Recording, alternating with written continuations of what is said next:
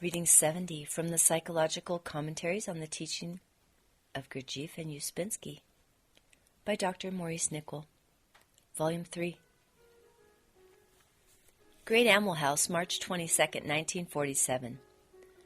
Personal realization that one is a machine. On one occasion, Mr. Ouspensky was speaking with his teacher. He asked, "How can one stop being a machine?" The answer was, that is a real question. If you asked such questions more often, we might perhaps have got somewhere in our talks." It is possible to stop being a machine, but for that two things are necessary. First, it is necessary to know, to realize that one is a machine. And second, to know the machine itself and its possibilities. A machine, an actual machine, does not know itself and cannot know itself. If an actual machine were to know it is a machine, it would then no longer be a machine.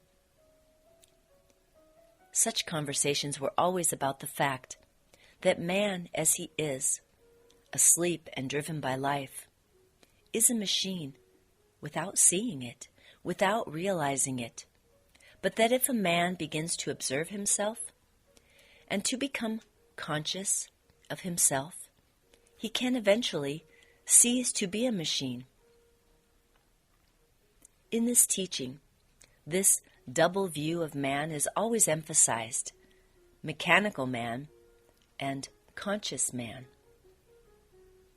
All those scientific doctrines that teach that man is a machine are correct. But where they cease to be correct is in not understanding that man can cease to be a machine and become conscious.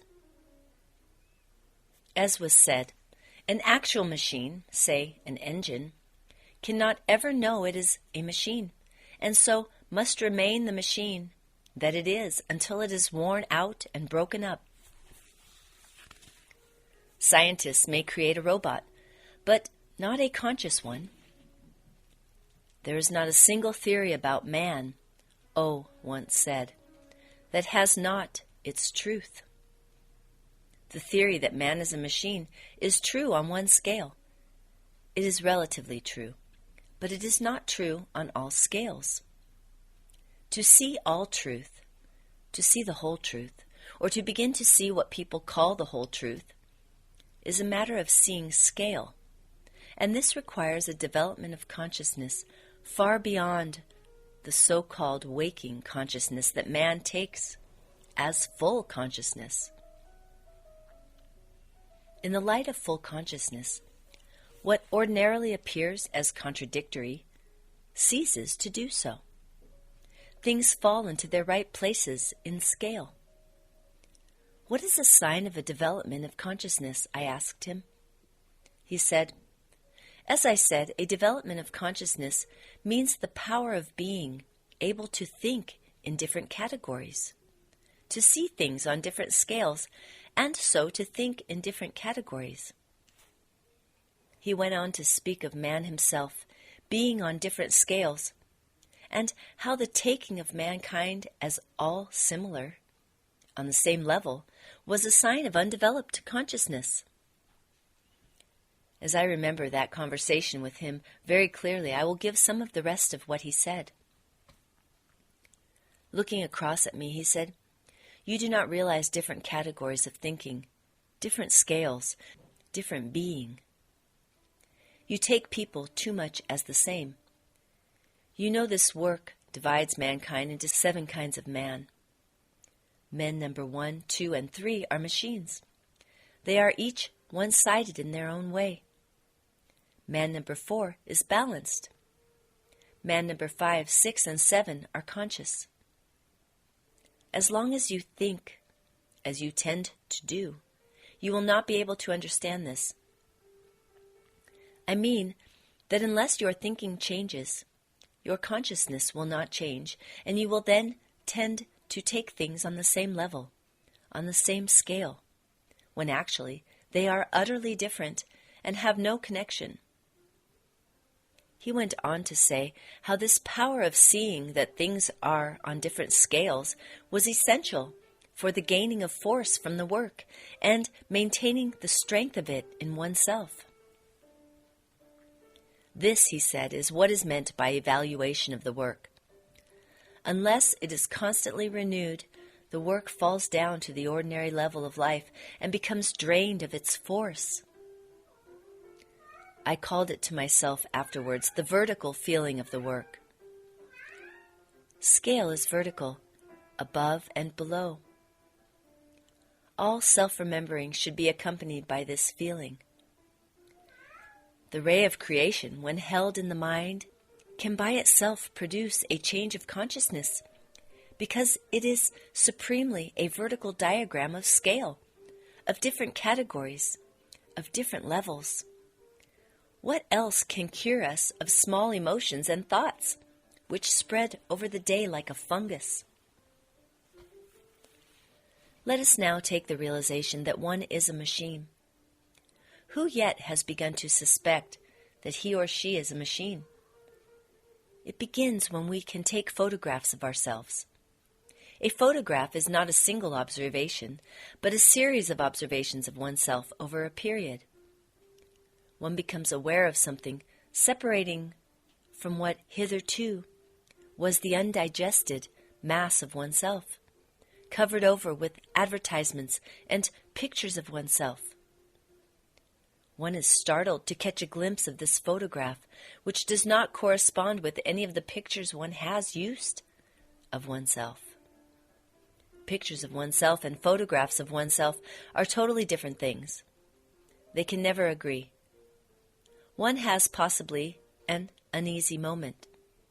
It is as if a ray of light had got into the dark room, where one spends one's time in developing these often sad but always agreeable pictures, and thrown an image of something unknown on the wall.